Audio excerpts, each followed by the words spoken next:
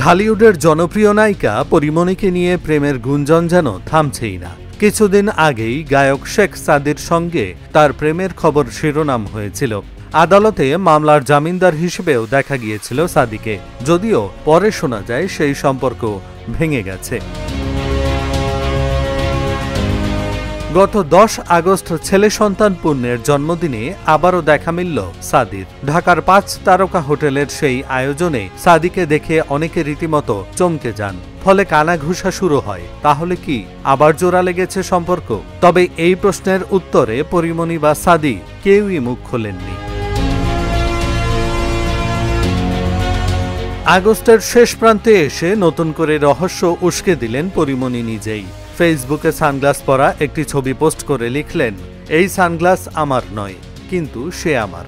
সবাইকে জানাই শুভ শুক্রবার। এরপর থেকেই ভক্তদের প্রশ্ন, সে আসলে কে? কেউ লিখেছেন পরবর্তী প্রেমিককে, কেউ বা মজা করে বলেছেন সাদি আউট নিউ ইন। আবার অনেকে কষ্ট প্রকাশ করেছেন, আমার ভালোবাসা তোমাকে দেখলে বুকটা হাহাকার করে। কিন্তু এসবে কোনো প্রতিক্রিয়া নেই পরিমণির, যেন সবকিছু নিয়ে তিনি ভীষণ নির্লিপ্ত। প্রেম আর আলোচনার সঙ্গে পরিমণির সম্পর্ক বরাবরই অঙ্গাঅঙ্গিভাবে জড়িত। তার ভালোবাসার গল্প ফেসবুকের পোস্টে যেমন খোলামেলাভাবে ধরা পড়ে, তেমনি ব্যক্তিজীবন নিয়েও রাগঢাক করতে নারাজ তিনি। এহসানুল হক, ঢাকা জার্নাল।